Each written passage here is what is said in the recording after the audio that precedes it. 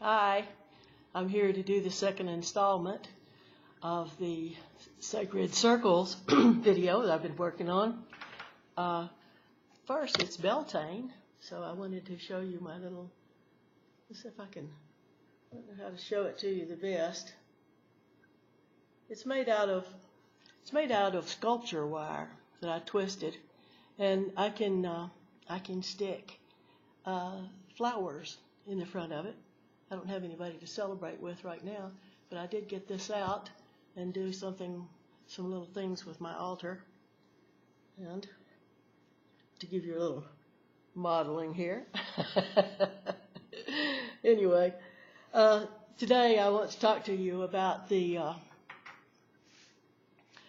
history and the symbology and possibly some of the reasons why people came to create sacred circles in the first place. If you can remember back to a time when you were lying on a grassy hill and looking up at the stars and the moon and just in a state of wonder, you would be sharing an activity that goes back as far as humankind goes. We've always looked at the skies and the lights of the skies and realized their importance to us. I think less now than we did then with our climate-controlled homes and our season-blurring electric lights. We're not really as connected as we once were to these things. The sun and its relationship to the seasons, and of course to just day and night, which happens every day. They have the moon cycles were telling too. They helped people define when certain activities should take place, like possibly when the animals that they hunted were going to return. They probably return pretty much the same time every year, and they could forecast some things by looking at the moon and moon cycles and the position of the stars, and of course the seasons of the sun in a broader sense. But the moon they use particularly, and you can find yet farmers' almanacs that will tell you how to plant your crops according to the astrological sign and the moon sign. When you plant the root vegetables, in the dark of the moon, or when the moon's waning. All those different things are still in existence today. We still do that. And it was of even more importance then. And if you watch the sun and its rising and its setting and its continual return, and then you have the observance of the cycles of plant life, where they go through the seasons, and in the winter they seem to die off. At the end of each day, the sun seems to die. As a matter of fact, they used to believe that it did.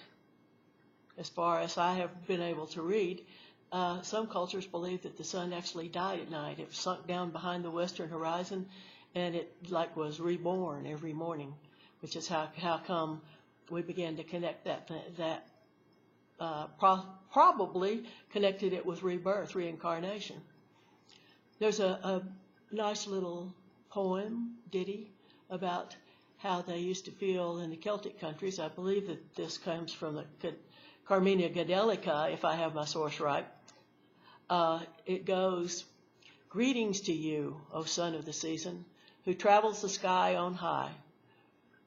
Strong are your steps on the wings of the heights, glorious brother of the stars.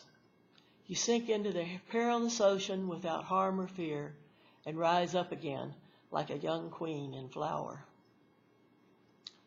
So, in watching all of these cycles, people took lessons from nature beyond what we actually take now, although there is the theory, and one that sometimes I subscribe to, that nature is the more reliable guide than revealed religions, which come through men's minds, and they have all their different priorities and unknown motivations. So, anyway, the sun they considered to be a masculine energy because it was strong, it was penetrating, it was fertilizing energy, it was hot, it was passionate. And the moon, most cultures considered to be feminine energy because it's more cool. It's reflective of the masculine, and it basically runs on a kind of a feminine timetable. It takes 29 and a half days, I believe, for the moon to completely circle the Earth. And that's 27. It's 29 and a half to go from sign to sign. Phase to phase. So it's close in duration to the female menstrual cycle. So basically, I would go on from there to say that I don't imagine that you're aware of how many stone circles that there are in the world today. I wasn't. In Great Britain alone, there are 1,300. That's what I've read. 1,300. You may know some of them, like Stonehenge and Avebury, that are more famous. Stonehenge, of course, is an excellent example of a well-known circle that's set to coincide with the summer and the summer solstice and the movement of the sun. I'm sure all of you are familiar with the big celebrations that they have in England yet to celebrate the solstice around Stonehenge. I understand it gets a little rowdy sometimes, but apparently thousands of people go out there to celebrate like the ancients did, or as best as they can do it. And then there's Avebury just up the road, which is the largest stone circle in Great Britain. It's 28 acres, actually, but part of it's gone now. There's a road that runs through it and a town called Avebury. Basically, they tore down a lot of the stones to make the town. Originally, it had 98 stones, big sarsen stones that weighed 40 tons apiece, I believe. Let me just look that up to make sure I'm getting it right. 98 stones that weighed 40 tons each around the outer rim, and then 2 circles of smaller stones around the inner part, and some miscellaneous stone arrangements that they don't know what they were about, or they're not sure. But only 27 of the sarsens are left out of 98, and a few of the stones from the center 2 circles of smaller stones and a few little miscellaneous stones. All the rest of them were broken up and used to build the town. These stones, they think I had faces on them. Gosh, I would love to have seen that. I'll give you a few more examples of stones that basically, stone circles that are still in existence, but I'm not going to wear you out with it.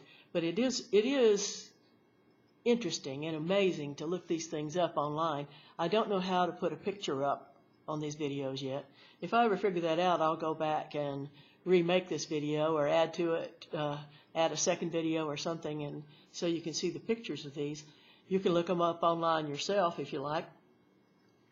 The Scandinavians, particularly in southern Sweden, had a tradition of using stone circles in connection with burials, cremations actually, and the tradition was imported, they think, to Poland. In a stone circle reserve in Odry, Poland, there are 10 completely preserved and 2 partially preserved stone circles. More than 500 burials have been found there, most of them cremations.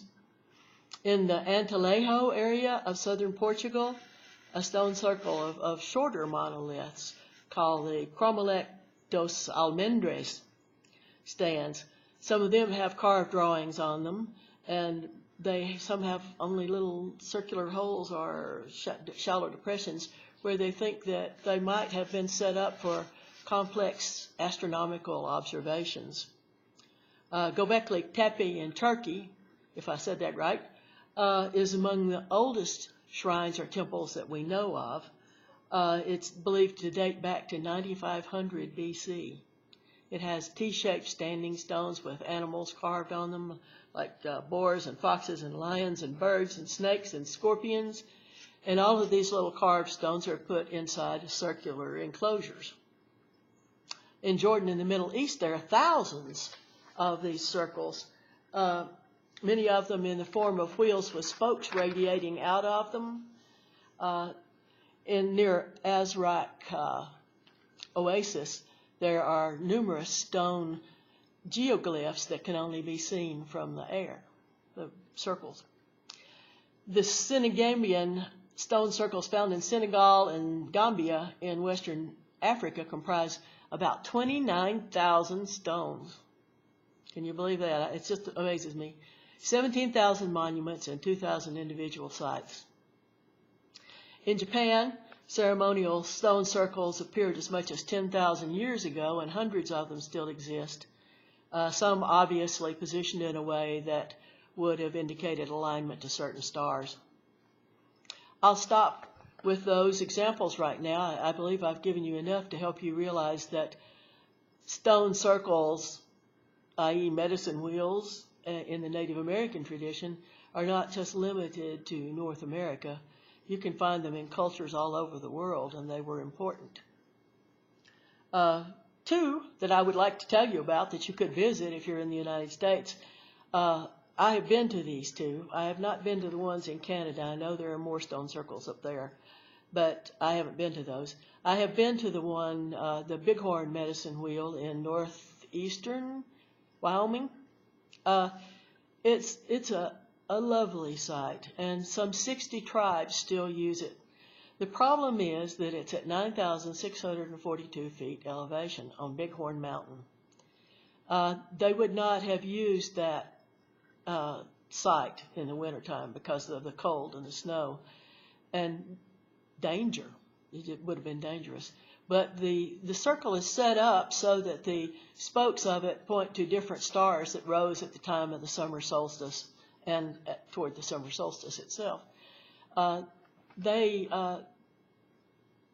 It's an interesting drive up there. It's a paved road, but it's very steep. Sometimes I wondered why a little car was going to make it. And then you have to walk a ways out from the parking to get to the stone circle. But it's well worth it. It's a lovely place. One more in the Midwest, it's called Cahokia.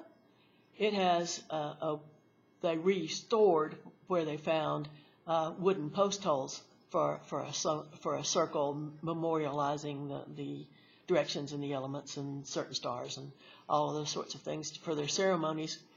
But Cahokia is on the Illinois side of St. Louis, Missouri. It's a mound builder site, but it's fabulous, and they have such a good interpretive center there. I really enjoyed seeing that whole complex, and it's something that you might enjoy seeing too if you're in that area. I would make time to do it. So, I guess that's probably it for this segment. I'm going to I've given you somewhat of a summary of how circles may have originated as a sacred ceremonial aspect of the people's lives, and a few examples. Next time we'll get into the actual symbolism of the wheel. Happy belting.